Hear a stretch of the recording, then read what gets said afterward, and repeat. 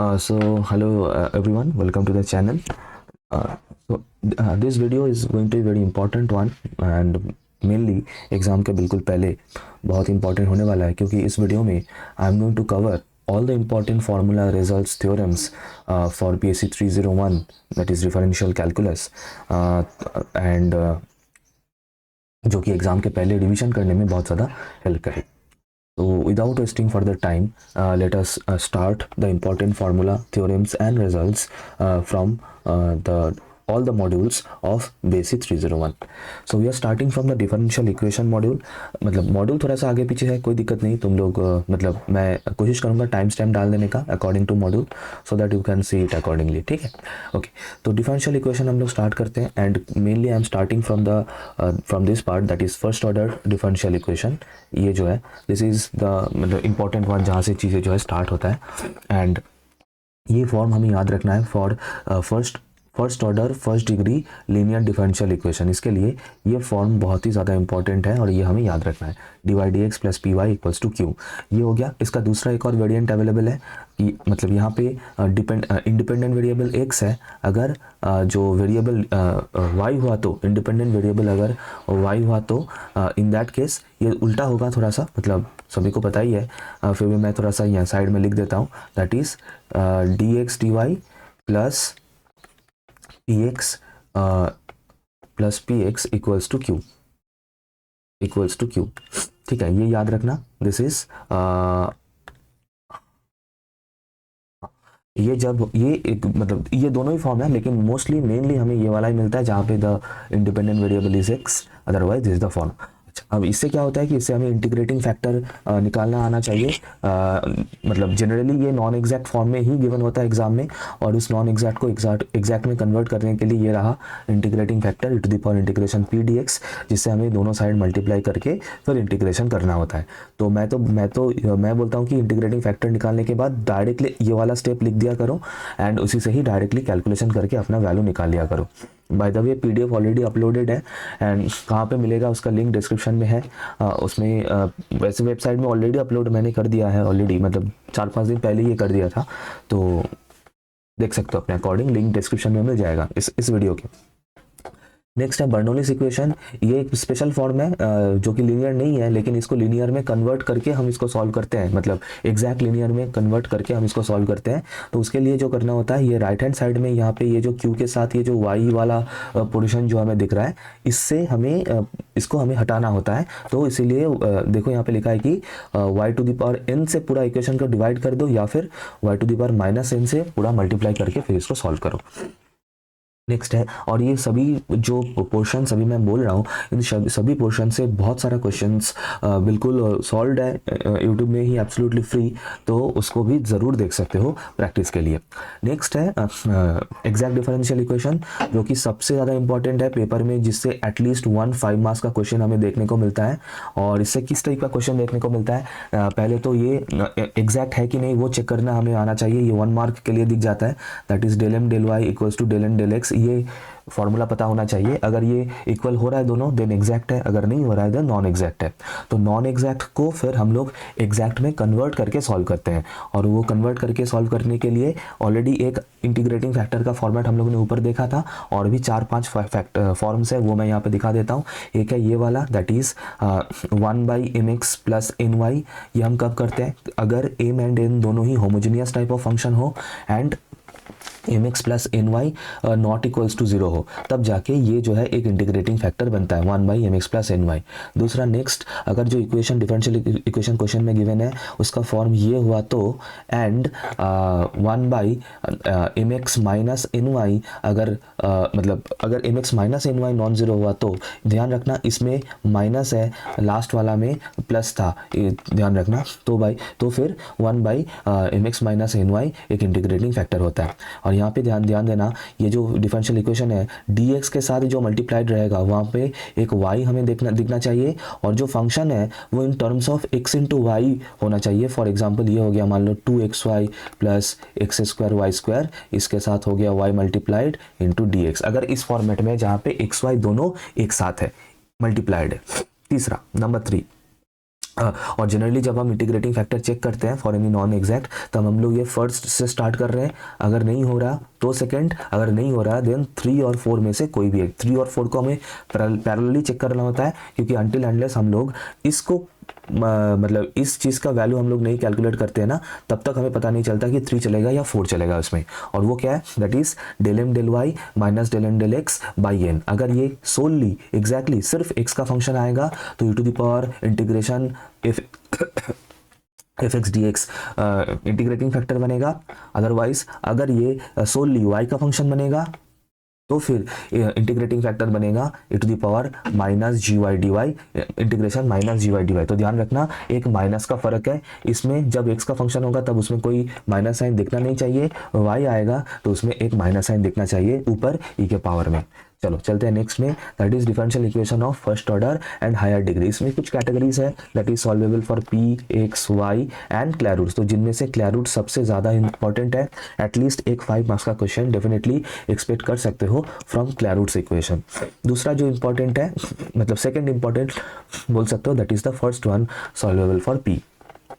अच्छा, solvable for p के लिए जो इक्वेशन गिवन रहेगा उसको हम आइदर वो डायरेक्टली गिवन होगा या फिर उसको हम लोग लिख सकते होंगे as a linear factor of p, मतलब कुछ ऐसा p minus something into p plus something या फिर minus something whatever into, इस तरीके से अगर पी के लीनियर फॉर्म में लीनियर फैक्टर में ऐसे मल्टीप्लाइड होके हमें दिख जाए इक्वेशन, तो वो सॉल्वेबल फॉर पी में आता है। और इंडिविजुअली इन फैक्टर्स को जीरो करके हम इसको सॉल्व करते हैं, और इसको डिटेल में ऑलरेडी मैंने सॉल्व किया हुआ है, definitely check it out in the dedicated video. Next है solvable for Y and solvable for X. ये वही सेम इसका फॉर्मेट है, ये फॉर्मेट है, अगर इस फॉर्मेट में गिवन हुआ तो उसको हम लोग सॉल्वेबल फॉर वाई के कैटेगरी में रखते हैं, और अगर ये फॉर्मेट में गिवन हुआ तो सॉरी, अगर ये फॉर्मेट में गिवन हुआ तो सॉल्वेबल फॉर वाई, अगर इस फॉर्मेट में इक्वेशन गिवन हुआ तो सॉल्वेबल फॉर एक्स। तो देख लेना उसके अकॉर्डिंग हमें सॉल्व करना होता है। और सॉल्वेबल फॉर वाई में हम लोग दोनों साइड को एक्स से डिफरेंशिएट करते हैं, सॉल्वेबल फॉर एक्स के लिए हम लोग वाई से डिफरेंशिएट करते हैं एंड आगे बढ़ते हैं।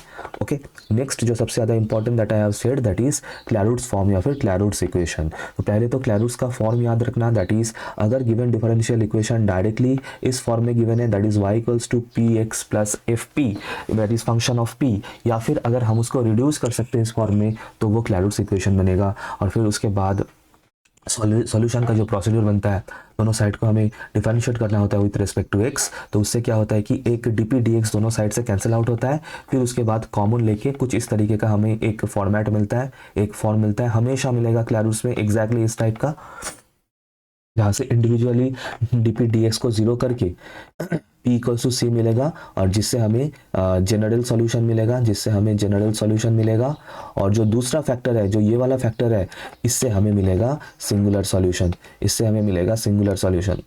जो दूसरा है इससे हमें मिलेगा सिंगुलर सॉल्यूशन। ठीक है, ओके। नेक्स्ट आ जाता हूँ सेकेंड ऑर्डर डिफरेंशियल इक्वेशन में। तो ये nth ऑर्डर का नहीं चाहिए, जाने दो सर। हाँ, ओके। तो अच्छा, सेकंड ऑर्डर जो डिफरेंशियल इक्वेशन है, हालांकि यहाँ पे मैंने nth ऑर्डर शो किया है, n का वैल्यू 2 है, मान लो तुम्हारी जो सिलेबस में मिलेगा उसमें n का वैल्यू 2 करके मिलेगा। एनीवेज, तो अच्छा, तो यहाँ पे उसके बाद जो है, हाँ, तो differential second order differential equation का जो सॉल्यूशन बनेगा उसमें हमें दो पार्ट, मतलब दो पोर्शन में उसका सॉल्यूशन डिवाइडेड होगा। एक को बोलते हैं हम लोग C F, that is complementary function, and दूसरा है P I, that is particular integral. Okay, next, अब C F that is complementary function find करने के लिए देयर आर 3 केसेस। ध्यान रखना कैसे करना होता है, ये मैं बहुत डिटेल में बता चुका हूँ, डेडिकेटेड लेक्चर है।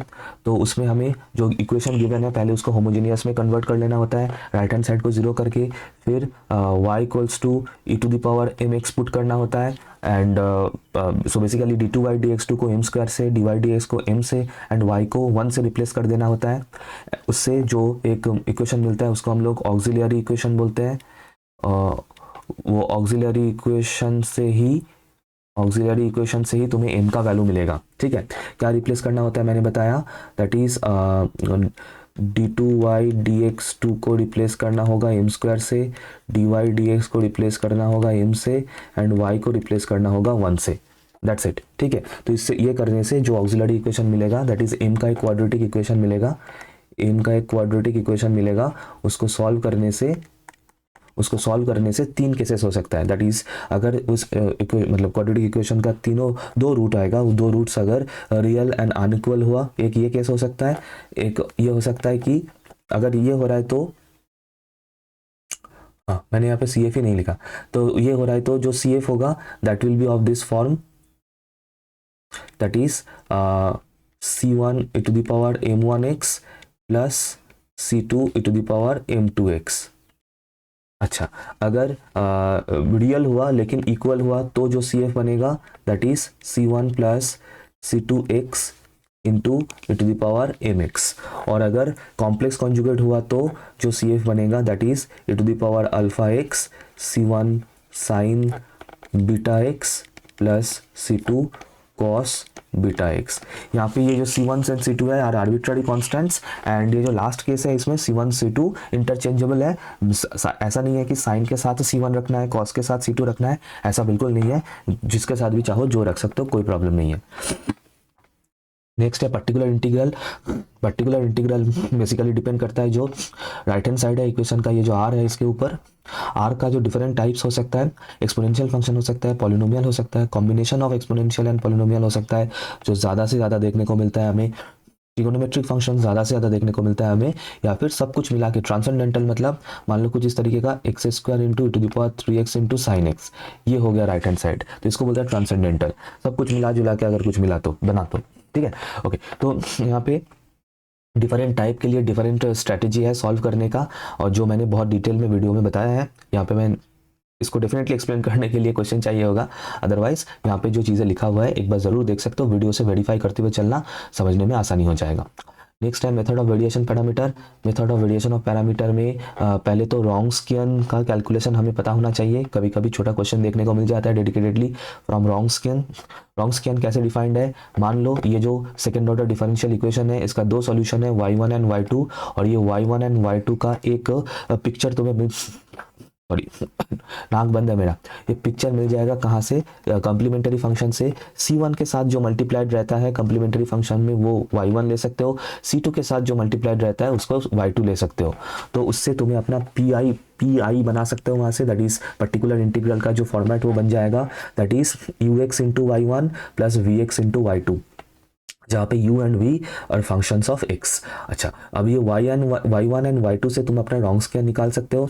रॉन्स्कियन निकालने का ये है मतलब डेफिनेशन, y1 y2 रहेगा रो में, नीचे रहेगा y1 डैश मतलब y1 का डेरिवेटिव एंड y2 का डेरिवेटिव।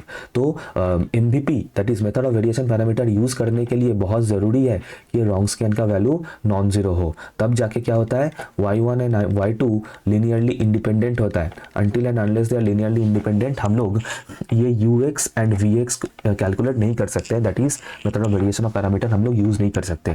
और ux एंड vx का ये दोनों फॉर्मूला याद रखना, डायरेक्टली यहाँ से कैलकुलेट हो जाएगा। होने के बाद ये पीआई में, ये जो पीआई में पर्टिकुलर इंटीग्रल के ये जो फॉर्मूला है, मतलब फॉर्म हम लोगों ने जो लिखा था यहाँ पे ux एंड vx को पुट कर देना है, दैट्स इट, हो गया खत्म। नेक्स्ट है कॉशी ऑयलर। कॉशी ऑयलर में जो है दैट इज एक स्पेशल टाइप ऑफ फॉर्मेट है।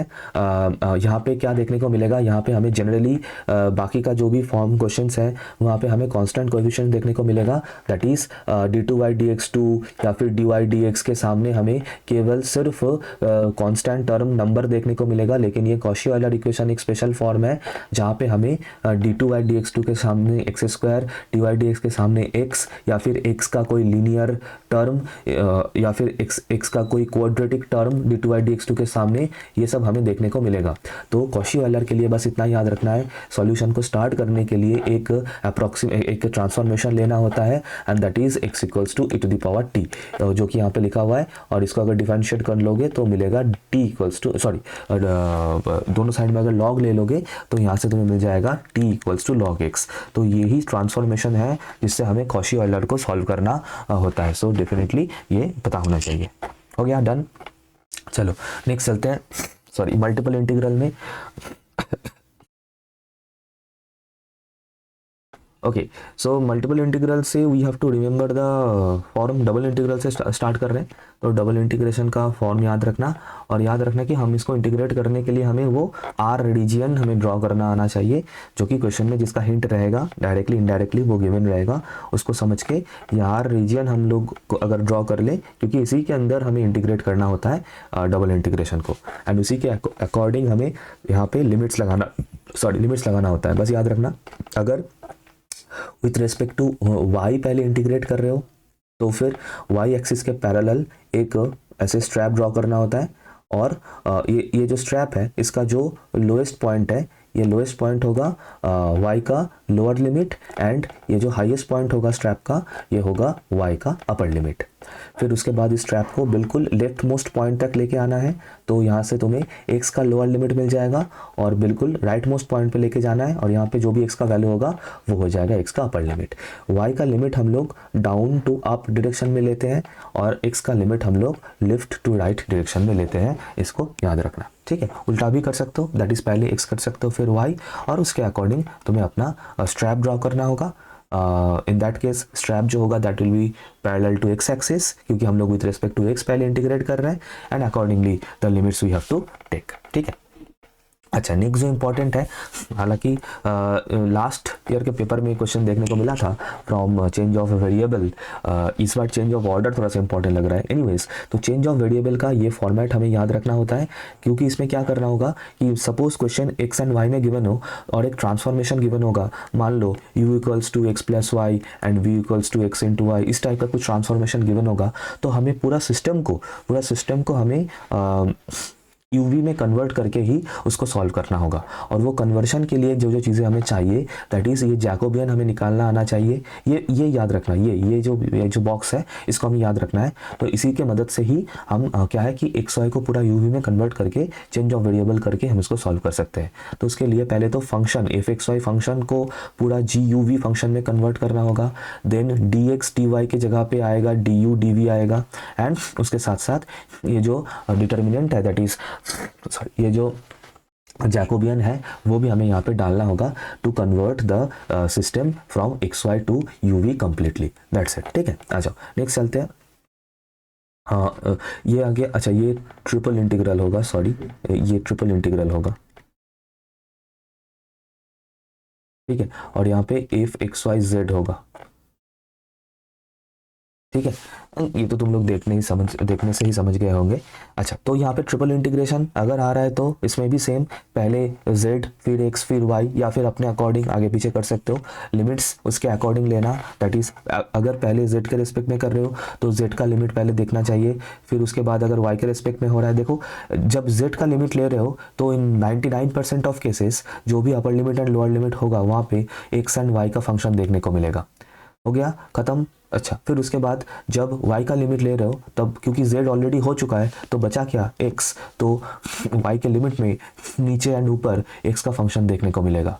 फिर हो गया y खत्म, और लास्ट में x का जो लिमिट होगा वो कुछ नंबर्स हमें देखने को मिलेगा, कॉन्स्टेंट्स देखने को मिलेगा a टू b, जनरली इसी तरीके से होता है in most of the cases. Sorry, next है ग्रीन्स थ्योरम।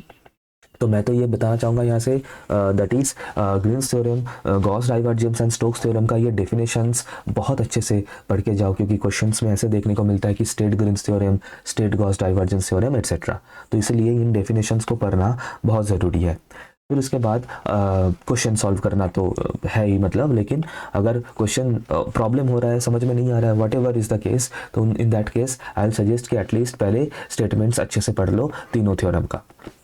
अच्छा, तो यहाँ पे ग्रीन्स थ्योरम है, ग्रीन्स थ्योरम का ये रहा स्टेटमेंट, बहुत अच्छे से याद होना चाहिए। ये है क्लोज सर्किट इंटीग्रेशन, है ना, circuit integration over any closed curve c m d x plus n d y equals to double integration over some region r, जो कि ये जो सी कर्व है ये जो रीजियन को बाउंड करेगा उसी का ही जो मतलब जो उसके अंदर जो एरिया बाउंडेड है, जो रीजन बाउंडेड है, उसी को हम लोग आर लेते हैं, तो del n del x minus del M del Y into D x d Y, ये हो गया डबल इंटीग्रेशन में कन्वर्शन इसका। नेक्स्ट है गॉस डाइवर्जेंस थ्योरम, इसके लिए भी याद रखना, हालांकि स्टेटमेंट अलग से ही पूछा जाता है, देख सकते हो पूछा गया भी है मतलब पहले भी, सॉरी तो gradient dot f d v, gradient dot f मतलब नेबला डॉट डॉट प्रोडक्ट है इसमें f vector triple integration over v that should be equal to f vector dot n cap d s. ये याद रखना, स्टेटमेंट याद रखना, मैं कुछ ज़्यादा नहीं बोलूँगा यहाँ से। और इसमें है कर्ल है, देख लेना, curl of f dot n cap d s. जो वीडियोज़ है डेडिकेटेड उसमें मैंने डिटेल में डिस्कशन किया है, तो पे मतलब मिलेगा सब कुछ। तो यहाँ पे सिर्फ स्टेटमेंट्स हैं जो कि हमें डेफिनेटली याद रखना है। ओके, ये हो गया यहाँ पे मल्टीवेरिएट मल्टीपल इंटीग्रल खत्म। नेक्स्ट है मल्टीवेरिएट कैलकुलस। ओके, नेक्स्ट जो मॉड्यूल हम लोग कवर करेंगे दैट इज मल्टीवेरिएट कैलकुलस वाला मॉड्यूल है, and that is also called as function of several variables more than one variable. तो इसमें हम लोग पहले जिससे स्टार्ट करते हैं दैट इज़ लिमिट कंटिन्यूटी का जो फॉर्मूला वगैरह है। तो यहाँ से जो क्वेश्चन हमें देखने को मिलता है कि एक फंक्शन गिवन होगा जो कि डिफाइंड होगा, हमें उसका लिमिट मतलब कंटिन्यूअस है कि नहीं चेक करना है। तो यहाँ पे लिमिट के लिए पहले तो ये देख लो, ये वाला जो फॉर्म है ये बहुत इंपॉर्टेंट है चेक करने के लिए वो कंटिन्यूअस है कि नहीं कोई भी एक गिवन पॉइंट पे। एंड 99% ऑफ केसेस में जो पॉइंट में हमें कंटिन्यूटी चेक करना होता है वो 0 पॉइंट ही होता है। अगर नसीब बहुत खराब हुआ तो वो कोई दूसरा नॉन जीरो पॉइंट में मिलता है, अदरवाइज 0 पे ही चेक करना होता है, जिसको हमें डेफिनेशन से चेक करना होता है। अच्छा, यहाँ पे बता दूँ कि दो टाइप का लिमिट हमें देखने को मिलता है, एक है डबल लिमिट, दूसरा है इटरेटेड लिमिट। तो ये है डबल लिमिट एंड ये है रिपीटेड लिमिट और इटरेटेड लिमिट। तो कंटिन्यूटी चेक करने के लिए जो लिमिट का एग्जिस्टेंस होना ज़रूरी है दैट इज़ डबल लिमिट, क्योंकि ऐसा भी क्वेश्चन हमें देखने को मिलता है जो मैंने वीडियो में भी सॉल्व करके बताया है कि जिसका दो रिपीटेड लिमिट एग्जिस्ट करता है, कोई भी मेंशन्ड पॉइंट पे मान लो 0 पे हो गया, दोनों ही रिपीटेड लिमिट एग्जिस्ट करता है। और याद रखना दो रिपीटेड लिमिट होगा क्योंकि एक होगा पहले हम लोग x का लिमिट कर ले फंक्शन के ऊपर, क्योंकि दो वेरिएबल का फंक्शन है तो ऑब्वियसली फंक्शन में ऐसा हो सकता है कि x y by x square plus y square, ऐसा दो वेरिएबल वाला फंक्शन हमें मिलेगा। तो पहले हम लोग x का लिमिट चेक करते हैं, फिर उसके बाद उसके ऊपर y का लिमिट अप्लाई करते हैं। तो ये एक हो गया, एक रिपीटेड लिमिट ये हो गया। दूसरा, पहले हम लोग y का लिमिट कर लेते हैं फिर उसके बाद x का लिमिट करते हैं, ये भी हो सकता है। तो ये मान लो L1 है और ये मान लो L2 है, ज़रूरी नहीं है कि L1 हमेशा इक्वल्स टू L2 हो भी सकता है, नहीं भी हो सकता है। और ये नोट करके वही पॉइंट यहाँ पे लिखा हुआ है। दूसरा पॉइंट ये है कि अगर कंटिन्यूटी चेक करना हो तो हमें डबल लिमिट चेक करना होता है, जिसमें एक्स वाई दोनों एक साथ, एक्स वाई का लिमिट दोनों एक साथ एप्लीकेबल होता है ऑन द गिवन फंक्शन। क्योंकि ऐसा भी क्वेश्चन हमें मिलता है कि जहाँ पे रिपीटेड लिमिट तो एग्जिस्ट नहीं करता है, या फिर एक रिपीटेड लिमिट एग्जिस्ट करे दूसरा नहीं करता है, दोनों ही नहीं करता है, दोनों करता है, वटेवर, उससे कोई फर्क नहीं पड़ेगा उस फंक्शन का कंटिन्यूटी के ऊपर। क्योंकि ऐसा भी हो सकता है कि रिपीटेड लिमिट एग्जिस्ट ना करे फिर भी वो फंक्शन कंटिन्यूअस हो, या फिर रिपीटेड लिमिट एग्जिस्ट करे फिर भी वो फंक्शन कंटिन्यूअस ना हो। कंटिन्यूटी का सब कुछ डिपेंड करता है कंप्लीटली सोनली डबल लिमिट के ऊपर, जहाँ पे एक्स वाई दोनों का लिमिट हमें एक साथ अप्लाई करना होता है। और इसमें मोस्टली 2-3 टाइप का ही फंक्शन हमें देखने को मिलता है जो मैंने डिटेल में बात किया है इन द डेडिकेटेड लेक्चर, जहाँ से हमें क्वेश्चन देखने को भी मिलता है। 23-24 वाला जो सॉल्यूशन है बेसिक 301 का जो पेपर का, जिसका सिलेबस तुम लोगों के साथ मिलता जुलता है for first year I am saying this, तो उसमें भी चेक कर सकते हो, उसमें भी बहुत सारा क्वेश्चंस ये मल्टीवेरिएट कैलकुलस से सॉल्व किया। टाइम स्टैम्प डाला हुआ है, लगभग 5 आवर्स का वो सॉल्यूशन है, पूरा सब कुछ उसमें सॉल्व है। बहुत सारा पोर्शन तुम लोगों के सिलेबस में भी उसमें कवर हो रहा होगा। सीक्वेंस सीरीज हो गया, मैं ये फर्स्ट ईयर के लिए बता रहा हूँ, जैसे कि ये डबल मतलब ये लिमिट वाला पार्ट हो गया, तो डेफिनेटली चेक कर सकते हो, प्रैक्टिस बहुत बढ़िया होगा अगर वो देखोगे तो। नेक्स्ट आ जाते हैं फिर उसके बाद डेरिवेटिव के ऊपर, partial derivative to be precise, क्योंकि मल्टीवेरिएट फंक्शन है तो टोटल डेरिवेटिव या फिर जो नॉर्मल जो डेरिवेटिव होता है जिसमें हम लोग dy dx करते हैं वो यहाँ पे एप्लीकेबल नहीं होगा, यहाँ पे पार्शियल डेरिवेटिव होगा। वो क्यों? क्योंकि जो फंक्शन है वो मोर देन वन वेरिएबल का फंक्शन है, तो जनरली हमें डबल वेरिएबल वाला ही दिखेगा। एंड पार्शियल डेरिवेटिव के लिए हमें ये फॉर्मूला उसका याद रखना है, that is del F del s का ये जो फॉर्मूला है ये याद रखना है, that is limit h tends to 0 f of x plus H comma y minus F of x y by h. यहाँ पे एक पॉइंट बता दूं कि जैसे जो इस टाइप का क्वेश्चन आ रहा है कि जहाँ पे हमें चेक करना है कि पार्शियल डेरिवेटिव एग्जिस्ट करता है कि नहीं वगैरह वगैरह, उसमें डेफिनेटली ऐसे उसको मतलब फंक्शन को पकड़ के उसको पार्शियल डेरिवेटिव कर दिया, ऐसा नहीं करना है, उससे हमें डेफिनेशन से ही चेक करना होता है। जब भी हमें ये चेक करना हो कि डेरिवेटिव कोई पॉइंट पे एग्जिस्ट कर रहा है कि नहीं कर रहा है, ये चेक करने के लिए हमें इस डेफिनेशन के थ्रू ही जाना पड़ेगा। तो उसके लिए ये जो फॉर्म है दो, यहाँ पे ये जो दो चीज़ है, ये जो दो लाइन है, ये बिल्कुल जुबानी याद होना चाहिए। और ये जो ए बी पॉइंट पे हम लोग चेक कर रहे हैं, जनरली ये जो ए बी पॉइंट है ये 0,0 पॉइंट पे ही होता है चेक करना, मेनली मतलब मोस्टली क्वेश्चन में वही हमें मिलता है। तो del F del X at A comma B and del F del Y at A comma B, इन दोनों का ये जो फॉर्मूला है, एक है limit H tends to zero, एक है limit K tends to zero, F of A plus H comma B minus F of A B by H, and दूसरा है F of A comma B plus K minus F of A B by के। इन दोनों को बहुत अच्छे से याद रखना। नेक्स्ट, डेफिनेशन ऑफ डिफरेंशिएबिलिटी, मतलब एक गिवन फंक्शन रहेगा, वो कोई पॉइंट पे डिफरेंशिएबल होगा कि नहीं होगा। जैसे हम लोगों ने चेक किया था कोई एक फंक्शन कंटिन्यूअस होगा कि नहीं होगा, वैसे ही हमें चेक करना पड़ सकता है कोई फंक्शन डिफरेंशिएबल होगा कि नहीं होगा। उसको चेक करने के लिए ये डीएफ वाला फॉर्मूला हमें अप्लाई करना होता है। वीडियो देख लेना, डिटेल में मैंने यहाँ से क्वेश्चन सॉल्व करके बताया है।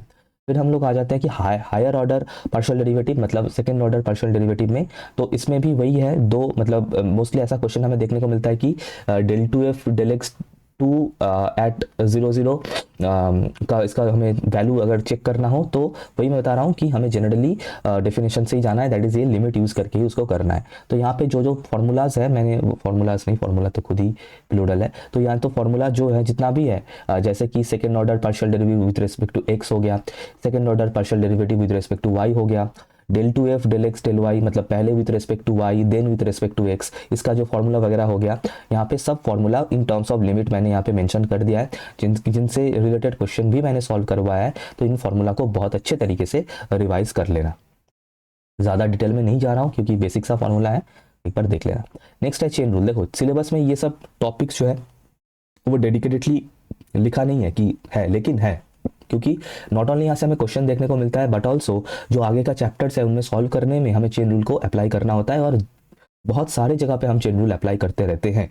सो चेन रूल के लिए बस ये जो फॉर्मेट है वो याद रखना, और याद रखना कि चेन रूल कब यूज़ होता है, जब भी कोई एक फंक्शन मोर देन वन वेरिएबल का फंक्शन हो।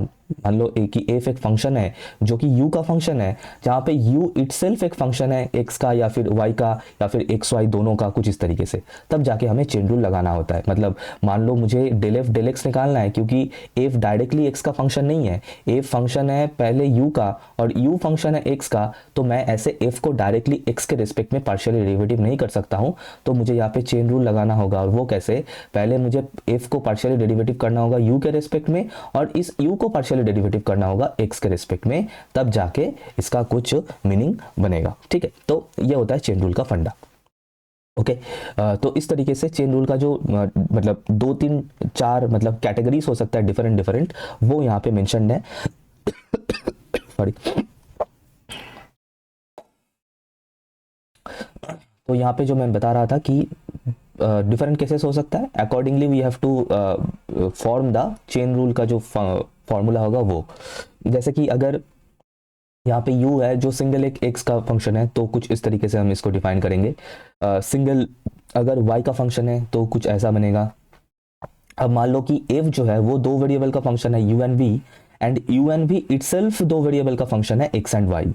तो अगर मुझे डेल एफ डेल एक्स निकालना है, जो कि मैं डायरेक्टली नहीं कर सकता हूँ क्योंकि f u का फंक्शन है u and v का, and u and v itself x का फंक्शन है, तो मुझे del F del u into del u del x करना है plus del F del v into del v del x, तब जाके ये कंप्लीट होगा। सिमिलरली अगर मुझे डेल एफ डेल वाई करना है, एफ को पहले यू के रिस्पेक्ट में करना है एज वेल एज प्लस देके एफ को वी के रिस्पेक्ट में करना है। ऐसा होता है चेन रूल का काम, जो मैंने डिटेल में एक्सप्लेन किया है, एक बार जरूर देख लेना चेन रूल वाला वीडियो। अच्छा, फिर उसके बाद आ जाता है जैकोबियन। अगेन जैकोबियन शायद मुझे याद नहीं, अगर लिखा हुआ है तो बहुत बढ़िया, अगर नहीं भी है तो भी ये सिलेबस में है और यहाँ से हमें क्वेश्चन देखने को मिलता है। 2 केसेस बस हमें याद रखना। मान लो एक हो सकता है कि 2 वेरिएबल वाला, एक हो सकता है 3 वेरिएबल वाला, कि मान लो u एंड v 2 वेरिएबल है जो कि itself x and y 2 variable का फंक्शन है, तो Jacobian of u v, Jacobian of u and v with respect to x and y, वो कैसे डिफाइंड होता है, एक डिटर्मिनेंट होता है। कैसे इसको हम लोग लिखते हैं कि पहले जो वेरिएबल है u उसको पकड़ लो एंड उसको x एंड y दोनों के रिस्पेक्ट में पार्शियल डेरिवेटिव कर दो, हो गया फर्स्ट रो हो गया। दूसरा v को पकड़ लो, सेकंड रो में आ जाओ, v को पकड़ लो, x एंड y दोनों के रिस्पेक्ट में पार्शियल डेरिवेटिव कर दो, तुम्हें अपना डिटर्मिनेंट मिल जाएगा। और इस तरीके से अगर हमें जो फंक्शन है वो मान लो अगर हमें 3 वेरिएबल का फंक्शन हो u v w, and u v w itself अगर 3 वेरिएबल का फंक्शन हो, मतलब u itself x y z का फंक्शन हो, v x y z का फंक्शन हो, w x y z का फंक्शन हो, इन दैट केस जो जैकोबियन बनेगा वही सेम टेक्निक, जो फर्स्ट वेरिएबल है u को पकड़ लो, x y z तीनों के रिस्पेक्ट में पार्शियल डेरिवेटिव कर दो, v को सेकंड रो में आ जाओ, v को पकड़ लो, x y z तीनों के रिस्पेक्ट में partial derivative, third row w को with respect to x y z partial derivative, and your Jacobian is ready. Jacobian theorem और भी बहुत जगह पे यूज़ होता है, जैसे कि अगर सेकेंड ईयर के लिए है तो सेकेंड ईयर में जो मल्टीपल इंटीग्रल है वहाँ पे चेंज ऑफ वेरिएबल में जैकोबियन का यूज़ होता है, तो उसके लिए भी डेफिनेटली इंपॉर्टेंट है। नेक्स्ट है होमोजीनियस फंक्शन। इसके लिए भी वही शायद ये डेडिकेटेडली सिलेबस में नहीं लिखा हुआ है, लेकिन इससे भर भर के क्वेश्चन देखने को मिलता है, homogeneous functions and Euler's formula. तो ये क्या है कि मान लो एक फंक्शन है, हमें चेक करना है वो होमोजीनियस होगा कि नहीं होगा। तो जो जितने भी वेरिएबल का फंक्शन है एक्स वाई जेड वॉटेवर, पहले तो एक्स के जगह पे टी एक्स, वाई के जगह पे टी वाई, जेड के जगह पे टी जेड लिख दो, लिख के वो पहले रेडी कर लो, या एंड उसके बाद उसको रिड्यूस करके इस फॉर्म में लाने का कोशिश करो, that is t to the power n into function of x y z. अगर ऐसा हम लोग कर सकते हैं, अगर ऐसे रिप्रेजेंट कर सकते हैं कोई भी एक फंक्शन को, तो उस फंक्शन को हम लोग होमोजीनियस फंक्शन बोलते हैं। और उसका डिग्री क्या होता है, ये जो t का पावर है n, उस n को ही उस फंक्शन होमोजीनियस फंक्शन का डिग्री बोला जाता है। तो ऑयलर्स थ्योरम यूज करने से पहले हमें ये देखना होता है कि वो फंक्शन होमोजीनियस है कि नहीं, और अगर होमोजीनियस है तभी जाके हम लोग ऑयलर्स थ्योरम अप्लाई कर सकते हैं। एंड उसमें वो जो n है जो होमोजीनियस फंक्शन का डिग्री है वो भी यूज होता है ऑयलर्स थ्योरम में।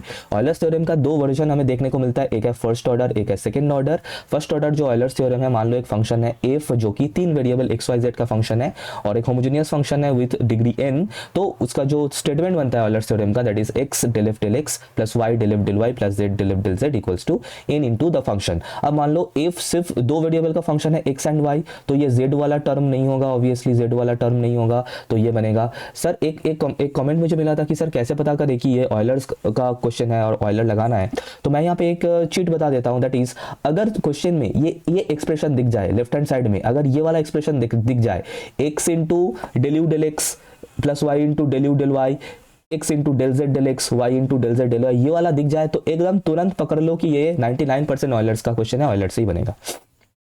जो सेकंड ऑर्डर वाला फॉर्म है वो नीचे दिख रहा है, कुछ इस तरीके से डिफाइंड होता है, मतलब स्क्वायर करना है पहले इस तरीके से लिख लेके, तो इसको हमें याद रखना है और कोई उपाय है नहीं। और इसका आरएचएस भी थोड़ा सा चेंज होगा, देख लेना, n इंटू n माइनस 1 करके, ठीक है, डन, ओके।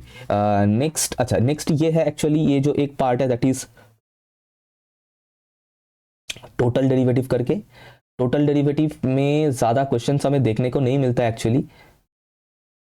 टोटल डेरिवेटिव का जो पार्ट है उसमें हमें ये फॉर्मूला, मतलब ये इसका जो रिप्रेजेंटेशन है, हालांकि ये हम लोग ऑलरेडी देख चुके हैं, दैट इज जो जब हम लोग डिफरेंशिएबल है कि नहीं जब चेक कर रहे थे वहाँ पे ये फॉर्मेट ऑलरेडी देख चुके हैं, तो इसको थोड़ा सा याद रखना। मोस्टली ये यूज होता है, ये जो डी वाला जो है, मान लो कि एक फंक्शन है एफ जो कि एक्स एंड वाई दोनों वेरिएबल का फंक्शन है, तो डी को इस तरीके से लिखना होता है, del F del X into D x plus del F del Y होगा, del F del Y into D Y. ये जो लिखना, ये जो एक्सप्रेशन है, इस एक्सप्रेशन को ही टोटल डिफरेंशियल या फिर सिंपली डिफरेंशियल बोला जाता है। तो ये फॉर्मेट थोड़ा सा याद रखना, बहुत कम क्वेश्चंस देखने को मिलता है, इसलिए मैंने इसको नहीं करवाया कवर। सिर्फ यहाँ से यही फॉर्मूला याद रखना जो अभी मैंने मार्क किया, इतना ही काफी है। ये हो गया फर्स्ट ऑर्डर के लिए। अगर सेकंड ऑर्डर के लिए निकालना चाहते हो तो ये कर सकते हो, हालांकि इसका एप्लीकेशन मैक्सिमा मिनिमा में होता है। Maxima minima of more than one variable के जो मतलब जो लैग्रेंजेस मल्टीप्लायर मेथड होता है उसमें ये यूज होता है, जो कि सेकंड ईयर के लिए नहीं है लेकिन फर्स्ट ईयर के लिए है, तो उसमें ये यूज होता है। अब नहीं भी करोगे तो भी कर सकते हो।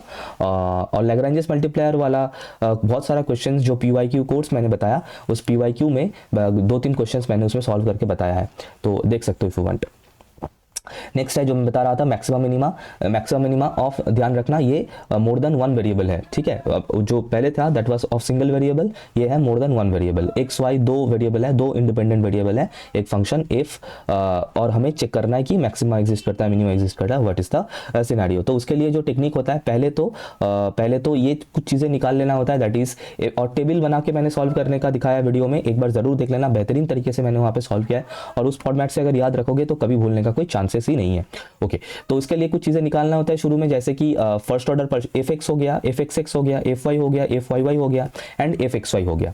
देन उसके बाद हमें देखना होता है कि मैक्सिमम कब एग्जिस्ट करेगा। अगर f x x plus f y y अगर लेस देन 0 है तब मैक्सिमा एग्जिस्ट करता है, लेकिन उसके पहले ये वेरीफाई कर लेना बहुत जरूरी है। देखो मैं बता देता हूं, ये f x x into f y y minus f x y का स्क्वायर है ना, इसका एग्जिस्टेंस मतलब इसका वैल्यू बहुत मायने रखता है कि कोई एक पॉइंट पे मैक्सिमा मिनिमा एग्जिस्ट करता है कि नहीं करता है, या फिर वो पॉइंट सैडल पॉइंट है क्या, है ना, ये इस चीज का वैल्यू हमें पता होना चाहिए। पहले तो अगर ये मतलब मैक्सिमम या मिनिमम एग्जिस्ट करने के लिए ये इस भाई साहब का वैल्यू उस पॉइंट पे ए कॉमा बी पॉइंट पे ग्रेटर देन 0 होना चाहिए। अगर इस भाई साहब का वैल्यू लेस देन 0 हो रहा है तो उसमें कोई मैक्सिमम मिनिमम एग्जिस्ट नहीं करता है, so that will be called as a saddle point. Saddle point याद रखना। और अगर इसका भाई साहब का वैल्यू अगर 0 हो गया तो हमें अभी तक कुछ पता ही नहीं कि उस पॉइंट का नेचर क्या होगा, मैक्सिमा मिनिमा सैडल पॉइंट क्या होगा, कुछ पता नहीं, इनकंक्लूसिव हम लोग बोल के छोड़ देते हैं उस चीज़ को। अच्छा, अब अगर मान लो ये तो पता चल गया कि इसको ग्रेटर देन 0 होना पड़ेगा मैक्सिमा या फिर मिनिमा मिलने के लिए। अब मैक्सिमा एंड मिनिमा ये कैसे पता करें, उसके लिए हमें इस भाई साहब का वैल्यू निकालना है, that is fxx plus fyy। अगर ये ग्रेटर देन 0 है तो मिनिमम, और अगर लेस देन 0 है तो मैक्सिमम। तो सॉरी, यहाँ पे फ्लोचार्ट बना के मैंने इसको बता दिया, तो यहाँ से जो है बहुत आसानी से इसको याद रख सकते हो। नेक्स्ट है लैग्रेंजेस मेथड ऑफ मल्टीप्लायर। ये सेकंड ईयर में तो नहीं है, फर्स्ट ईयर BSM 102 में है। तो इसको करने के लिए वही मतलब क्या होगा कि इसमें एक फंक्शन गिवन होगा, मान लो f ऑफ xyz, जिसको हमें मैक्सिमाइज या मिनिमाइज करना है with the help of another function. ठीक है, तो पहले तो इसको एक फॉर्म में लिख लेना होता है, दैट इज ये मान लो ये है फॉर्मेट, कैपिटल F से जो मैंने लिखा है that is f of xyz, जिस फंक्शन को हमें मैक्सिमाइज या मिनिमाइज करना है, plus lambda into phi XYZ। ये फाई XYZ क्या है, इसको कांस्टेंट बोला जाता है, जिस कांस्टेंट के रिस्पेक्ट में मुझे स्मॉल f XYZ को मैक्सिमाइज या मिनिमाइज करना है। और ये जो लैम्डा मल्टीप्लाइड है फाई के साथ, इसी लैम्डा को ही बोला जाता है लैग्रेंजेस मल्टीप्लायर।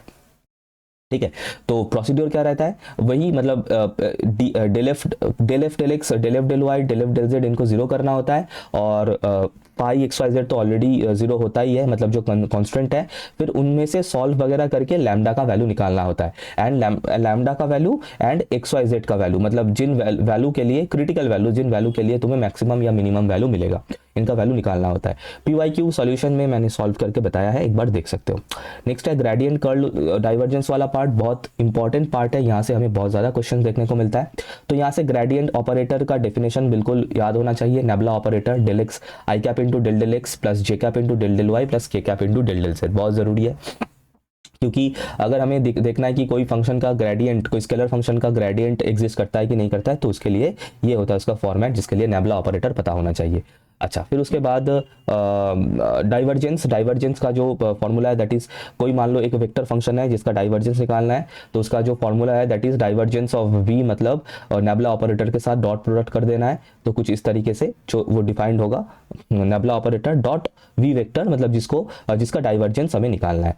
और डायरेक्टली अगर लिखना चाहो तो ये भी यूज़ कर सकते हो, del v1 by del x plus del v1 del v2 होगा by del y2 del v3 by del z। ठीक है, ये हो गया। अच्छा, और अगर डाइवर्जेंस 0 हुआ तो उस वेक्टर को हम लोग सोलिनॉइडल वेक्टर बोलते हैं, बहुत इंपॉर्टेंट है फॉर 1 मार्क क्वेश्चंस। नेक्स्ट आ जाता है कर्ल। तो डाइवर्जेंस में हम लोग डॉट प्रोडक्ट करते हैं, D for divergence, D for dot, C for curl, C for cross. तो कर्ल निकालने के लिए वही वेक्टर को हम लोग नेबुला ऑपरेटर के साथ क्रॉस प्रोडक्ट करते हैं, ग्रेडियंट जो ऑपरेटर है, नेबुला जो ऑपरेटर है, उसके साथ क्रॉस कर देते हैं। और इस तरीके से क्रॉस, हमें पता ही है कि दो वेक्टर का क्रॉस प्रोडक्ट कैसे डिफाइंड है, ऐसे डिटर्मिनेंट से हम उसका वैल्यू निकाल सकते हैं। एंड ये भी याद रखना कि अगर कर्ल का वैल्यू 0 हो जाता है तो उससे पता होना चाहिए कि वेक्टर जो है वो इसको ई रोटेशनल वेक्टर बोला जाता है। Again very important for 1 mark questions. Next है डायरेक्शनल डेरिवेटिव, जिसके लिए फॉर्मूला सिर्फ इजी फॉर्मूला है, ये वाला फॉर्मूला हमें याद रखना है, कैलकुलेट करने का टेक्निक आना चाहिए। तो पहले ग्रेडियंट ऑफ फाई निकाल लो, फिर उसके बाद जिस वेक्टर के डायरेक्शन में तुम्हें डायरेक्शनल डेरिवेटिव निकालने के लिए बोलेगा, उस वेक्टर के डायरेक्शन में उसके साथ डॉट प्रोडक्ट कर दो and you will get your answer like that. ठीक है, और यहाँ से एक मैक्सिमम डायरेक्शनल डेरिवेटिव वाला एक क्वेश्चन होता है जो मैंने वीडियो में सॉल्व करके बताया है, उसका टेक्निक होता है, तो एक बार वो वीडियो ज़रूर देख लेना और वो मैक्सिमम वाला बहुत अच्छे से एक बार चेकआउट कर लेना। ठीक है, ओके। नेक्स्ट सेगमेंट है that is sequence and series. तो सीक्वेंस एंड सीरीज में पहले तो हमें सीक्वेंस पहले मैं बता देता हूँ, फिर मैं सीरीज में चलूंगा। सीक्वेंस में देखो, पहले तो हमें मतलब जो डिफरेंट टाइप्स ऑफ सीक्वेंस है वो पता होना चाहिए।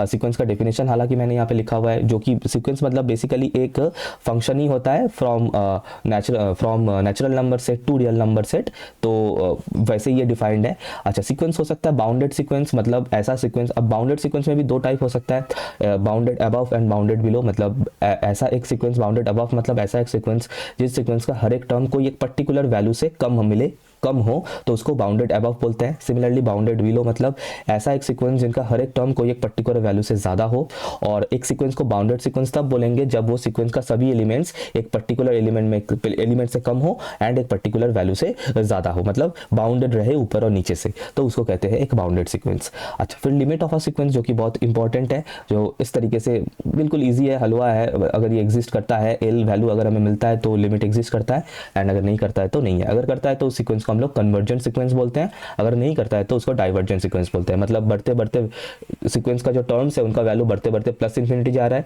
या फिर कम होते होते माइनस इन्फिनिटी जा रहा है, तो that is a divergent sequence. अच्छा, और एक टाइप का सीक्वेंस होता है that is oscillating sequence. Oscillating sequence मतलब मान लो एक ऐसा सीक्वेंस जिसका वैल्यू मतलब जो टर्म्स का वैल्यू कोई दो पर्टिकुलर वैल्यू में ऐसे बाउंस हो रहा है, ऑसिलेट कर रहा है, +1 -1 +1 -1 +1 -1, या फिर 1 -2 +3 -4 +5 -6, इस तरीके से ऑसिलेट करते हुए जा रहा है। तो इस टाइप का जो सीक्वेंस होता है इनको हम लोग ऑसिलेटिंग सीक्वेंस बोलते हैं। एक और सीक्वेंस होता है कांस्टेंट सीक्वेंस। कांस्टेंट सीक्वेंस मतलब ऐसा एक सीक्वेंस जिनका जो टर्म्स है x1 x2 x3 जो टर्म्स है कोई एक पर्टिकुलर वैल्यू ही होगा, दैट इज मान लो the sequence is defined as suppose xn = 2। इसका मतलब तुम x1 लो वो भी 2 होगा, x2 2 होगा, x3 2 होगा, x4 2 होगा, सभी वैल्यूज जो है वो 2 ही होगा। ठीक है, तो ये हो गया।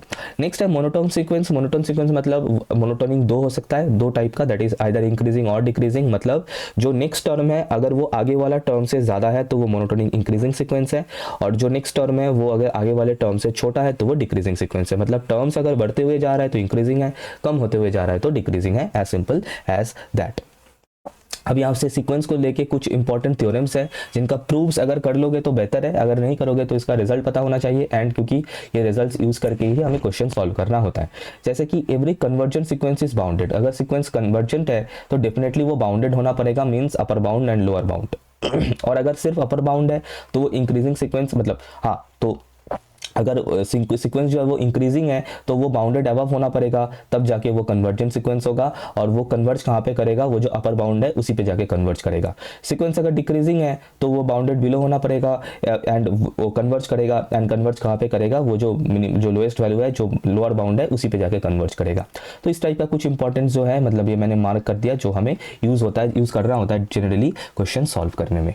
नेक्स्ट है इनफाइनाइट सीरीज वाला जो सेगमेंट है, यहाँ पे मैं आ जाता हूँ, और यहाँ पे देखो क्या है कि सीरीज से तो मेनली यही क्वेश्चन आता है कि एक सीरीज दे देगा और हमें चेक करना है कि वो कन्वर्जेंट होगा कि नहीं होगा। तो इसके लिए जो डिफरेंट टाइप्स ऑफ सीरीज का जो कन्वर्जेंस टेस्ट है वो टेस्ट से ही हमें पता करना होगा। जैसे कि अब कुछ सीरीज का कुछ टाइप्स है, इंपॉर्टेंट टाइप्स, जो कि है एक है ज्योमेट्रिक सीरीज। ज्योमेट्रिक सीरीज कुछ ऐसा सीरीज है कि जिनका टर्म्स मतलब सेकेंड टर्म अगर मिलना है तो फर्स्ट टर्म के साथ x मल्टीप्लाई करने से सेकेंड टर्म मिलेगा, थर्ड टर्म मिलना है तो सेकेंड टर्म के साथ फिर से x मल्टीप्लाई करना होगा।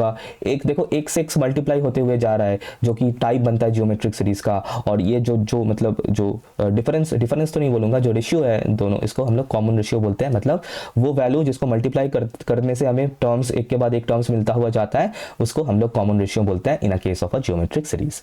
नेक्स्ट एक इंपॉर्टेंट बहुत ही ज्यादा मिलने वाला एक जो टाइप है सीरीज का, that is called P series. P series का फॉर्मेट होता है ये कि 1/n⁻p अगर एक सीरीज का जनरल टर्म का फॉर्मेट बन रहा है तो उसको हम लोग पी सीरीज बोलते हैं, और ये कन्वर्जेंट होता है अगर p ग्रेटर देन 1 हुआ तो, डाइवर्जेंट होता है अगर p less than equals to 1 हुआ तो। बहुत ज़्यादा यूजफुल, बहुत ही ज़्यादा इंपॉर्टेंट ये है 1 मार्क एंड 5 मार्क्स क्वेश्चंस के लिए। नेक्स्ट होता है कंपैरिजन टेस्ट। कंपैरिजन टेस्ट हम लोग तब यूज़ करते हैं तब मान लो मतलब एक सीरीज हमें मिल गया और हमें पता करना है कि ये सीरीज कन्वर्जेंट या डाइवर्जेंट होगा with the help of another series. तो उसके लिए हमें दो कंडीशंस चेक कर लेना होता है, दैट इज मतलब एक होता है लिमिट फॉर्म, दूसरा एक होता है इसका रेशियो फॉर्म। लेकिन मोस्टली जो मतलब हमें जो करना होता है मैं वो बता देता हूँ। मतलब मान लो कि एक यूएन एक सीरीज है और हमें पता करना है कि ये कन्वर्जेंट होगा डाइवर्जेंट होगा, एंड हम मोस्टली कंपैरिजन टेस्ट तब यूज करते हैं जब हमें ऐसा मतलब ऐसा दिख जाए कि मान लो n²/n+1 ऊपर और नीचे n का टर्म्स हो एंड उनमें n का जो पावर है उनमें कुछ डिफरेंस बन रहा हो, तो उसको चेक करने के लिए हम लोग कंपैरिजन टेस्ट यूज करते हैं। तो vn को कुछ इस तरीके से लिया जाता है ताकि मतलब vn जो सीरीज मतलब जो दूसरा सीक्वेंस है जिसको लेके हम लोग कंपेयर करते हैं वो कैसे बनता है कि ये जो un है इस un n के पावर में न्यूमरेटर और डिनोमिनेटर में जो डिफरेंस बन रहा है, क्योंकि यहाँ पे ऊपर ज़्यादा है ना, जनरली ऊपर ज़्यादा नहीं होता, नीचे ही होता है, तो मैं इसको थोड़ा सा ठीक कर देता हूँ। ये तो मैंने ऐसे रैंडमली बोल दिया था, इसलिए ऐसा खतरनाक ये बन गया। एनीवेज, मान लो ये कुछ इस तरीके से है, एक सेकेंड, हाँ, मान लो ये कुछ इस तरीके से है कि मुझे अपना कर्सर ही ना मिले, हाँ, n बाई से 3n² + 1 ऐसा मिले, तो इसमें हम लोग जो vn को हम लोग चाहे तो ले सकते हैं 1/n करके कंपेयर करने के लिए। और वो कैसे, देखो ऊपर n का पावर है 1, नीचे n का जो टर्म है उसका पावर है 2, डिफरेंस करोगे तो नीचे ज़्यादा मिल रहा है, नीचे n मिल रहा है, एक अगर माइनस कर दूँ तो इसीलिए vn को हम लेना होता है 1/n।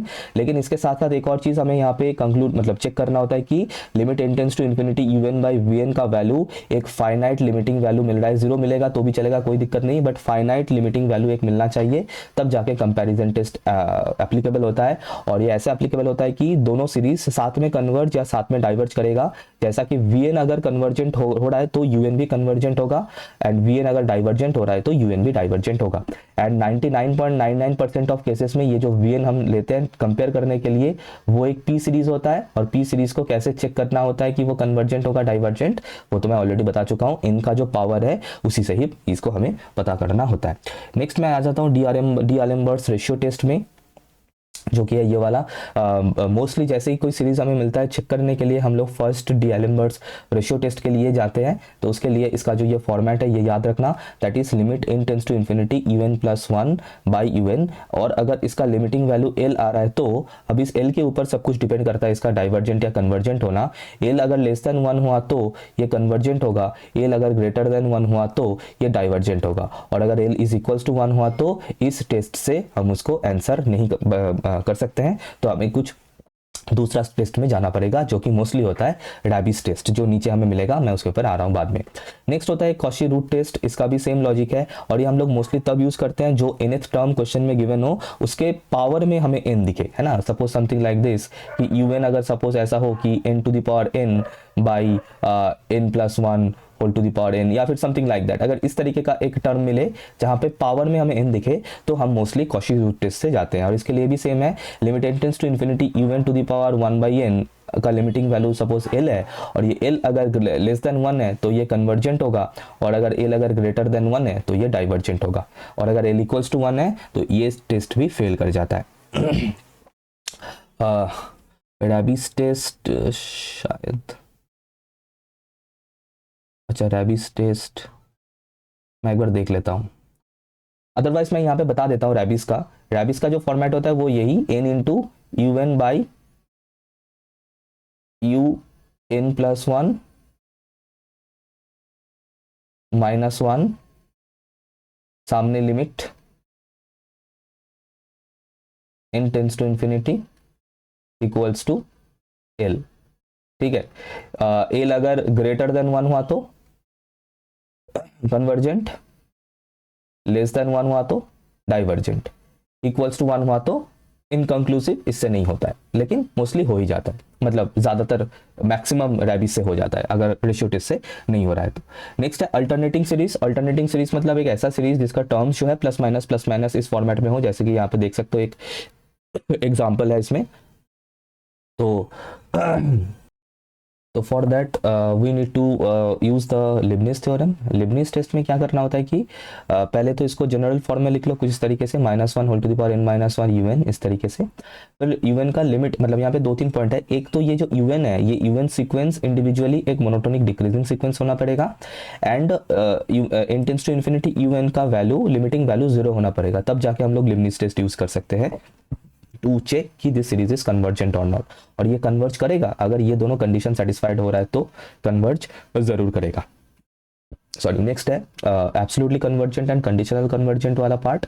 और इसमें क्या होता है कि एक मान लो एक इनफाइनाइट सीरीज है कुछ इस तरीके से, और इसको हम लोग एब्सोल्युटली कन्वर्जेंट बोलते हैं अगर इसका mod value modulus of this है ना, ये अगर कन्वर्जेंट हुआ तो, मतलब मान लो ये ऑल्टरनेटिंग सीक्वेंस है, जैसे मैं मॉड लगा दूंगा इसके ऊपर तो माइनस साइन तो हो जाएगा खत्म, ये प्लस पॉजिटिव टर्म वाला एक सीक्वेंस बन जाएगा, सॉरी सीरीज बन जाएगा, उस सीरीज अगर कन्वर्जेंट होगा so that will be called as a absolutely convergent, ठीक है। और अब मान लो कि अब ये समझना मान लो कि ये ऑल्टरनेटिंग सीक्वेंस है और मॉड लगाने से पहले ये डाइवर्जेंट था, मॉड लगाने से ये कन्वर्जेंट बन रहा है, ठीक है, तो उसको हम लोग कंडीशनली कन्वर्जेंट सीक्वेंस बोलते हैं। देखो यहाँ पे क्या लिखा है कि an series this is said to conditionally convergent if this is convergent but not absolutely, sorry उल्टा बोला मैंने, एब्सोल्युटली कन्वर्जेंट अगर नहीं हो रहा है, मतलब मॉड लगाने से अगर वो कन्वर्जेंट नहीं हो रहा है, विदाउट मॉड अगर वो कन्वर्जेंट हो रहा है तो हम लोग उसको एब्सोल्युटली कन्वर्जेंट बोलते हैं। और बस इतना ही है from this absolute and conditional convergent part, यही रिजल्ट्स है जो हमें याद रखना है। और लास्ट एक है जो फूरियर सीरीज है, एंड ये सेकंड ईयर के सिलेबस में नहीं है, फर्स्ट ईयर के सिलेबस में है। तो फूरियर सीरीज से क्या करना है कि फूरियर सीरीज से ये जो ये तो पहले तो ये याद रखना है कि ये जो फॉर्मेट है एक फंक्शन को फूरियर सीरीज में एक्सपांड करके लिखने का, ये जो फॉर्मेट है ये हमें बिल्कुल जुबानी याद होना चाहिए फ्रॉम फूरियर सीरीज। अब इसमें ये A0 AN एंड BN का कैलकुलेशन फॉर्मूला पता होना चाहिए। फूरियर सीरीज से क्वेश्चंस मैंने सॉल्व किया है इन द PYQ जो सॉल्यूशन है उसमें, और वो तो मैंने ऑलरेडी बता दिया कहाँ से जाके चेकआउट कर सकते हो, तो उसमें भी मिल जाएगा फूरियर सीरीज से क्वेश्चंस। अच्छा, फिर यहाँ पे A0 का ये फॉर्मूला याद रखना, AN का ये फॉर्मूला याद रखना एंड BN का ये फॉर्मूला याद रखना अगर फूरियर सीरीज से क्वेश्चंस आ रहा है तो। फिर उसके बाद आता है डिरिचलेट कंडीशन। इसमें उतना मतलब ये ठीक है, मतलब ये उतना ये है नहीं, मतलब मोस्टली इसको ठीक है मैंने डाल दिया, अगर स्किप भी करोगे कोई इतना है नहीं, लेकिन पर्सिवल्स थ्योरम ये थोड़ा सा देख लेना। पर्सिवल्स थ्योरम में ये है रिजल्ट, ये पर्सिवल्स थ्योरम का ये जो रिजल्ट है कभी कभी ये मतलब वेरीफाई करने के लिए दे देते हैं ये लोग, तो इसके लिए ये पर्सिवल्स थ्योरम का ये रिजल्ट थोड़ा सा याद रखना होता है। और इसको कभी कभी पर्सिवल्स आइडेंटिटी भी बोलते हैं, तो इसको वेरीफाई करना कभी कभी आ सकता है, जहां पे देखो वही AN BN A0 है जो कि वही फूरियर सीरीज से हमें मिल जाएगा। fx तो गिवन फंक्शन, जो फंक्शन गिवन रहेगा वो उसका स्क्वायर, लेफ्ट हैंड साइड में इसको इंटीग्रेट करना है अलग से, राइट हैंड साइड का वैल्यू निकलना है अलग से, इनको देखना है कि इन दोनों से सेम आ रहा है कि नहीं। तो ये है, बस मोस्टली यही है जो मैंने सब कुछ यहाँ पे बता दिया, एंड बस इतना ही बताना था, सभी इंपॉर्टेंट फार्मूला वगैरह एवरीथिंग।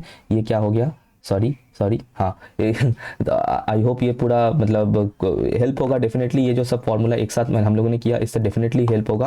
और अगर अच्छा लगे, इससे मदद हो, डेफिनेटली एक लाइक ज़रूर करना, शेयर करना उन दोस्तों के साथ जिन्होंने अभी तक कुछ स्टार्ट भी नहीं किया या फिर कर रहे हैं, या फिर पता नहीं कैसे कुछ करना है, कहाँ से क्या कुछ पढ़ना है, कैसे पढ़ना है, उनको ज़रूर शेयर करना। PYQ कोर्स अवेल कर सकते हो बिफोर द एग्जामिनेशंस और भी अच्छे से प्रैक्टिस करने के लिए। और फिर उसके बाद बस इतना ही बताना था इस वीडियो में, एक लाइक ज़रूर कर देना, अगर कुछ हेल्प हो रहा है तो सब्सक्राइब कर लेना अगर अब तक नहीं किया तो। इस वीडियो के लिए इतना ही एवरीवन, मिलते हैं नेक्स्ट वीडियो में। अब देखते हैं ग्राफ थ्योरी, ठीक है। देखो ग्राफ थ्योरी से शुरू में यहाँ पे जो है डेफिनेशन ऑफ ग्राफ ये डेफिनेटली पता होना चाहिए फॉर योर नॉलेज ओनली, ठीक है। और एक ग्राफ को हम लोग किस तरीके से डिनोट करते हैं, है ना, ऐसे थर्ड ब्रैकेट के एंगल ब्रैकेट के अंदर V, E करके। अच्छा, नेक्स्ट जो है यहाँ से जो इंपॉर्टेंट जो बेसिक टर्मिनोलॉजीज है, जो डेफिनेशंस है, ये तो डेफिनेटली बेटा पता होना चाहिए। इसके ऊपर तो मैं कुछ नहीं कर सकता हूँ, जैसे कि ट्रिवियल ग्राफ हो गया, null graph, directed graph, undirected graph, self loop, proper edge, parallel edge, simple graph, multi graph, pseudo graph etcetera, ठीक है। Degree of vertex, isolated vertex, ये सभी इनका डेफिनेशन बहुत अच्छे से पता होना चाहिए for 1 mark questions. And not only that, further study के लिए भी, मतलब ग्राफ थ्योरी को पढ़ने और आगे समझने के लिए भी ये सब चीज़ें बिल्कुल अच्छे से पता होना चाहिए। यहाँ पे सब कुछ एक बार में एक जगह पे मिल जाएगा, डेफिनेटली इसको फॉलो कर सकते हो। PDF is in the link given in the description, जाओगे तो उसमें एब्सोल्युटली फ्री आराम से डाउनलोड करके अपने पास रख सकते हो। पेंडेंट वर्टेक्स देख लेना जिसका डिग्री होता है 1, तो ये भी सब ये बहुत ही इंपॉर्टेंट है, इसका ध्यान रखना। नेक्स्ट है फाइनाइट इनफाइनाइट ग्राफ्स में वही है कि अगर डिपेंड करता है कि number of vertex number of edges के ऊपर, तो उतना इंपॉर्टेंट नहीं है, लेकिन बस उतना ही है। अच्छा, फिर उसके बाद है डिफरेंट टाइप्स ऑफ ग्राफ्स। इसमें पहले आ रहा है रेगुलर ग्राफ, जो कि हमें पता है कि अगर सभी वर्टेक्स का डिग्री इक्वल हुआ तो हम लोग उसको रेगुलर ग्राफ बोलते हैं। ये रेगुलर ग्राफ इस तरीके से हम उसको डिनोट भी करते हैं। फिर आ जाता है कंप्लीट ग्राफ, है ना, if each vertices is connected to every other vertices, directly connection होना चाहिए सभी के साथ सभी का, तो उसको हम लोग कंप्लीट ग्राफ बोलते हैं। और कंप्लीट ग्राफ को डिनोट करते हैं के एन से। ये नोटेशंस वगैरह पता होना चाहिए, क्योंकि एग्जाम में पेपर में सिर्फ के एन बोल देगा और कुछ नहीं बोलेगा, तो हमें पता होना चाहिए के एन से कंप्लीट ग्राफ को डिनोट किया जाता है। ठीक है, नेक्स्ट आ जाओ। नेक्स्ट है कनेक्टेड ग्राफ। ये कुछ ऐसा ग्राफ है कि एक वर्टेक्स से स्टार्ट करके मैं डायरेक्टली इनडायरेक्टली मैं किसी भी दूसरे वर्टेक्स तक अगर जा सकूँ तो उसको कनेक्टेड ग्राफ बोलते हैं, और अगर ऐसा नहीं है तो उसको डिस्कनेक्टेड ग्राफ बोलते हैं। डिस्कनेक्टेड ग्राफ में जो टुकड़ा टुकड़ा मतलब जो सेपरेटेड जो छोटा छोटा करके एक एक कनेक्टेड ग्राफ बनते हैं, सॉरी, उसमें उनको कंपोनेंट्स बोला जाता है। इन सभी चीज़ों का पता होना चाहिए। बाइपार्टाइट ग्राफ का डेफिनेशन, वर्टेक्स सेट को अगर मैंने दो हिस्से में ब्रेक कर दिया, और सिमिलरली वर्टेक्स सेट भी दो मतलब सबसेट्स में हम लोग ब्रेक कर सकते हैं, V1 और V2। तो इसका डेफिनेशन लिखा है और डिटेल डिस्कशन भी है, तो ज़रूर एक बार देख लेना। नेक्स्ट है कंप्लीट बाइपार्टाइट ग्राफ। तो कंप्लीट भी होना चाहिए, बाइपार्टाइट भी होना चाहिए, इस तरीके से ये डिफाइंड है। इसका नोटेशन ध्यान रखना, के एम एन से इसको डिनोट किया जाता है। कभी कभी पेपर में सिर्फ के एम एन दे देते हैं, तो उसका फिर मतलब अगर जिन बच्चों को नहीं पता होगा वो नहीं कर पाएगा क्वेश्चन। तो ये है। और नंबर ऑफ एजेस क्या होता है in a complete bipartite graph? M into N. M into N, basically M N N कुछ नंबर ही होगा, ये 3,4 इस तरीके का। तो 3 इंटू 4 कर दोगे 12 एजेस, तो इसका मतलब एक कंप्लीट बाइपार्टाइट ग्राफ के 3,4 में टोटल नंबर ऑफ एजेस 12 मिलेगा हमें देखने को। नेक्स्ट है सब ग्राफ सुपर ग्राफ। फिर से इनका डेफिनेशन है, एक बार देख लेना definitely. Decomposition graph, decomposition of graph मतलब एक ग्राफ को ब्रेक करना।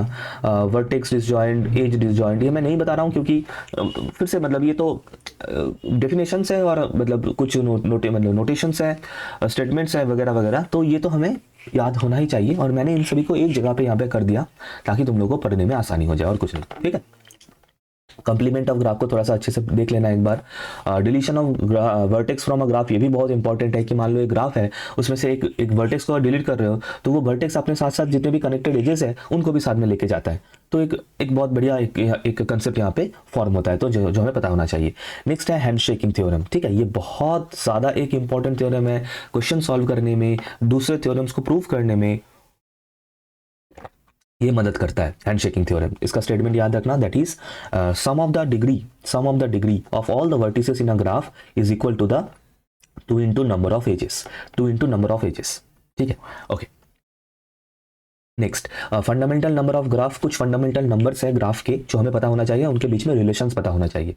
That is number of vertices को जनरली हम लोग एन से डिनोट करते हैं, नंबर ऑफ एजेस को जनरली हम लोग ई से डिनोट करते हैं, नंबर ऑफ कंपोनेंट को हम लोग जनरली के से डिनोट करते हैं। नंबर ऑफ कंपोनेंट मैंने बताया, अगर ग्राफ डिस्कनेक्टेड हुआ तो मान लो इस तरीके से, तो ये जो दो सेपरेट जो कनेक्टेड ग्राफ यहाँ पे बन रहा है, इनको हम लोग कंपोनेंट्स बोलते हैं। तो यहाँ पे टोटल कंपोनेंट्स कितने हैं सर? 2 है, तो k इक्वल्स टू 2 इस टाइप का।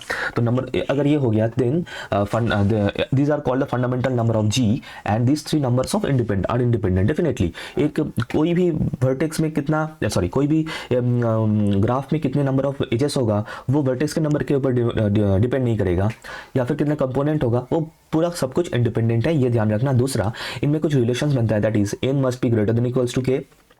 वर्टेक्स का नंबर कंपोनेंट से ज़्यादा ही होगा ऑब्वियसली।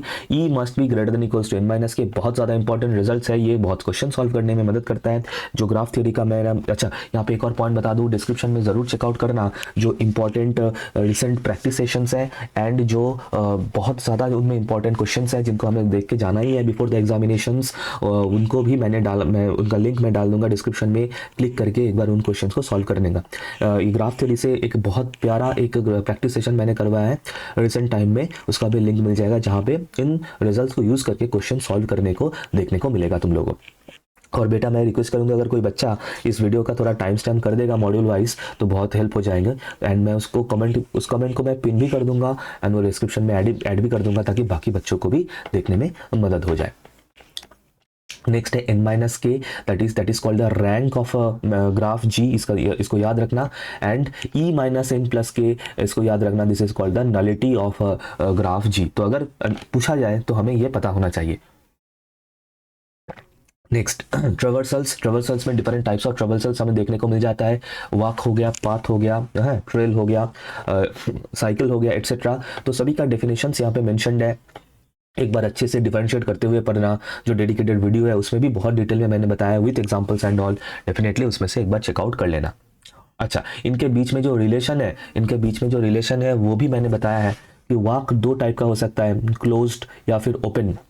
अगर क्लोज्ड वाक है तो वो सर्किट हम उसको बोल सकते हैं, एंड ओपन वाक से पाथ या फिर साइकिल। तो इसका जो ये जो इनके बीच में, अच्छा मैं एक काम करता हूँ, मैं ये इनको हटा देता हूँ। वीडियो है उसको पढ़ो, उसको पढ़ के ना इसको कनेक्ट करो, तो ये एज होमवर्क भी तुम लोग को ये प्रैक्टिस हो जाएगा। ये पीडीएफ मिल जाएगा, अपने अकॉर्डिंग इसको कनेक्ट करो। अपना जो नॉलेज है, जो भी चीज़ें पढ़ने को मिला है, जो भी नॉलेज है from walk, path, cycle etcetera, circuit etcetera, तो इनको कनेक्ट करना, तो उससे क्या है कि कंसेप्ट और बढ़िया तरीके से बिल्डअप हो जाएगा। ओके, अच्छा तो यहाँ पे वही है सब डिफरेंट, मतलब लेंथ ऑफ अ वर्क, ये थोड़ा सा याद रखना, number of edges in a walk को लेंथ ऑफ अ वर्क कहते हैं। क्लोज्ड वर्क मतलब जहाँ से हम लोग स्टार्ट कर रहे हैं वहीं पे अगर खत्म कर रहे हैं, तो ओपन वर्क मतलब स्टार्ट कहीं से किया है, खत्म कहीं और पे, तो फिर वो ओपन वर्क है। इस तरीके से जो डिफरेंट टर्मिनोलॉजीज है, ट्रेल्स, सर्किट, साइकिल एटसेट्रा, इनको बहुत अच्छे से पढ़ लेना। डेफिनेटली 1 मार्क का क्वेश्चन हमें तो देखने को मिलता ही है, एज वेल एज जो ऑयलरियन एंड हैमिल्टोनियन ग्राफ का जो क्वेश्चन है उनको सॉल्व करने में भी हमें इसका कंसेप्ट चाहिए होगा। ठीक है, और कुछ इंपॉर्टेंट रिजल्ट्स हैं, इनको भी नोट करते हुए चलना, जैसे कि every path is a trail but every trail is may not be a path, etcetera etcetera etcetera. ठीक है, नेक्स्ट है जो मैंने अभी बताया, ऑयलर एंड हैमिल्टोनियन का पार्ट आ जाएगा।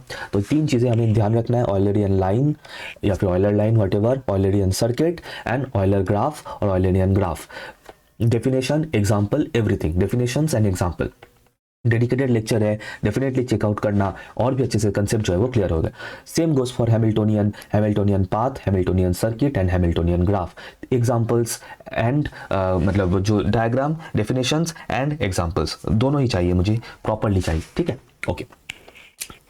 नेक्स्ट है ऑयलर्स थ्योरम। हालांकि ये उतना इंपॉर्टेंट नहीं है, लेकिन डेफिनेटली इंपॉर्टेंट है। कब? अगर एक रैंडम ग्राफ दे देगा और पूछेगा कि चेक करो तो बेटा ये ऑयलरियन ग्राफ होगा कि नहीं होगा, तो इस रिजल्ट से हम उसको डेफिनेटली वेरीफाई कर सकते हैं।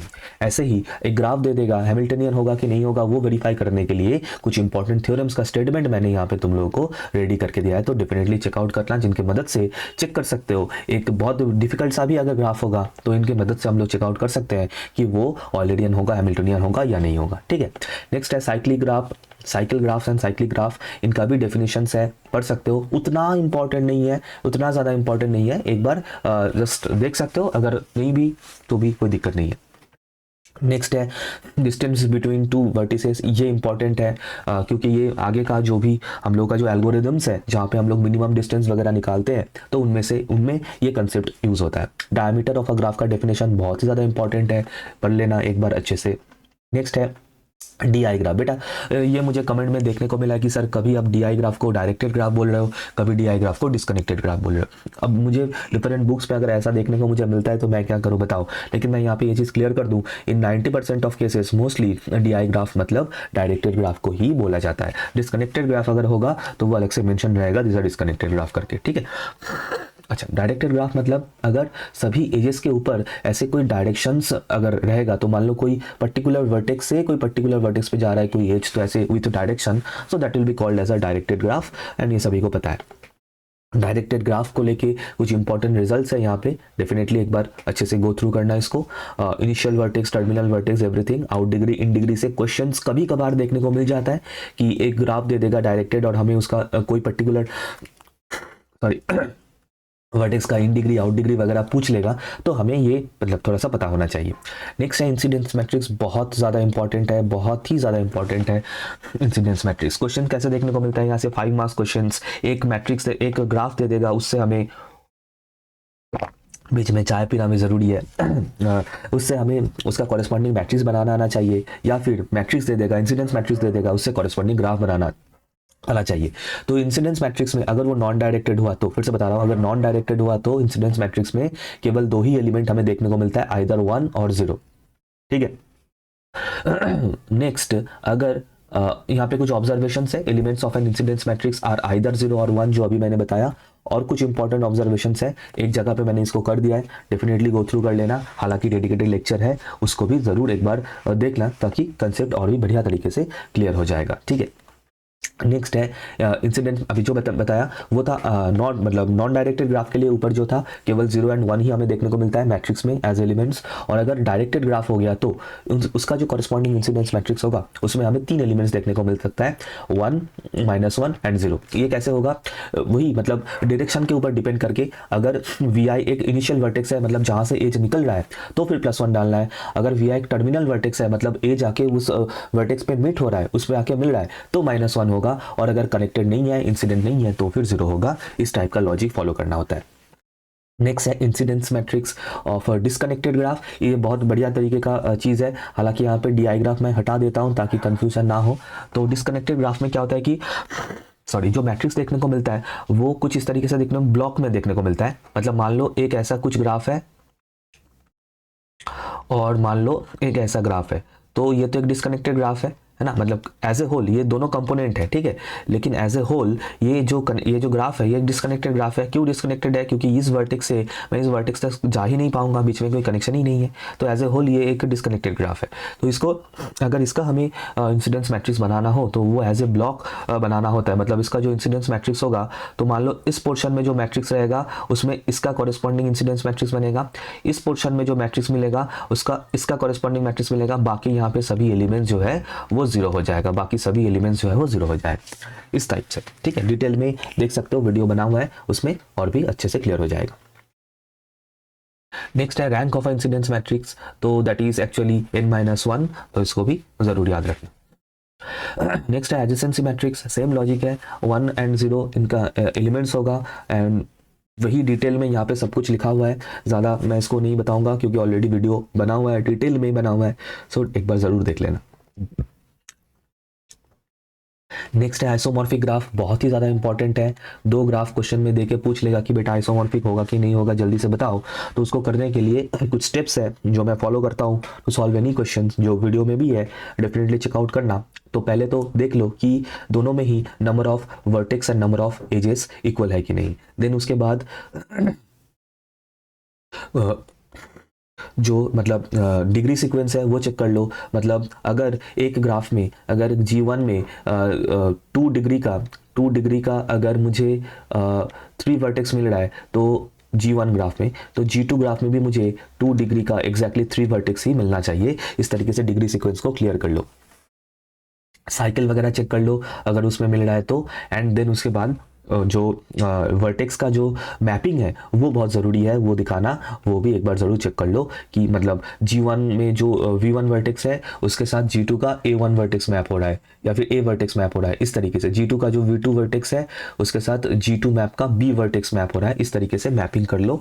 एंड अगर ये सब कुछ हो जा रहा है तो उसके बाद तुम्हारा आंसर को और भी एकदम मतलब फुल प्रूफ करने के लिए उन दोनों का जो मैट्रिक्स अभी हम लोगों ने देखा, मतलब यहाँ पे स्टेप्स वैसे लिखा हुआ है, जो मैट्रिक्स हम लोगों ने देखा that is incidence matrix, adjacency matrix, incidence matrix बना के दोनों से एक बार वेरीफाई करके देख सकते हो कि दोनों का सेम आ रहा है कि नहीं, या फिर 1-2 रो इंटरचेंज करके सेम बन रहा है कि नहीं, तो उससे बिल्कुल गारंटीड आंसर मिल जाता है, ठीक है।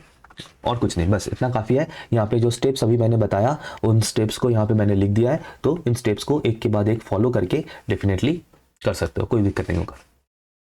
नेक्स्ट आ जाते हैं ट्री। हालांकि ट्री मैं कवर नहीं करा सका, बट एनीवेज ट्री से जो 2-3 इंपॉर्टेंट पोर्शंस है वो मैंने ज़रूर कवर करा दिया, वो मैं अभी बताऊंगा आगे। फिलहाल ट्री में डेफिनेशन याद रखना है, फॉरेस्ट का डेफिनेशन याद रखना है, इसेंट्रिसिटी ऑफ वर्टेक्स बहुत ही ज़्यादा इंपॉर्टेंट है, डेफिनेटली इसको याद रखना इसेंट्रिसिटी, और इसका जो मतलब फॉर्म बनता है maximum of D V comma V J where V J belongs to G. मान लो कि V एक वर्टेक्स है इन द ग्राफ G, तो इसेंट्रिसिटी ऑफ V, ये EV होगा, is distance from V to the vertex farthest from V in G। मतलब एक ग्राफ है मान लो कुछ इस तरीके का, तो इस वर्टेक्स का मुझे इसेंट्रिसिटी पता करना है, तो इससे जो सबसे दूर में जो वर्टेक्स है, मतलब मान लो ये V है और ये V4 है या V5 है वटेवर, तो इनका जो डिस्टेंस होगा, मतलब जो सबसे दूर जो वर्टेक्स रहेगा V से, उसका जो डिस्टेंस होगा that is called as eccentricity of that particular vertex V, इस तरीके से डिफाइंड, ठीक है। Centre of graph the vertex with least eccentricity, ऐसा एक वर्टेक्स जिसका इसेंट्रिसिटी सबसे कम हो तो उसको हम लोग सेंटर ऑफ ग्राफ बोलते हैं। ऑब्वियसली सेंटर मतलब जो बिल्कुल बीच में होगा, और अगर कोई वर्टेक्स बीच में होगा तो उससे सभी वर्टिसेस का डिस्टेंस कम से कम होगा, तो इसीलिए उसको सेंटर ऑफ ग्राफ बोला जाता है। उसका जो दो पॉइंट है सेंटर के रिगार्डिंग एक बार पढ़ लेना जरूर। मिनिमली कनेक्टेड ग्राफ, एक graph is said to be minimally connected if the graph becomes disconnected if one edge is remove.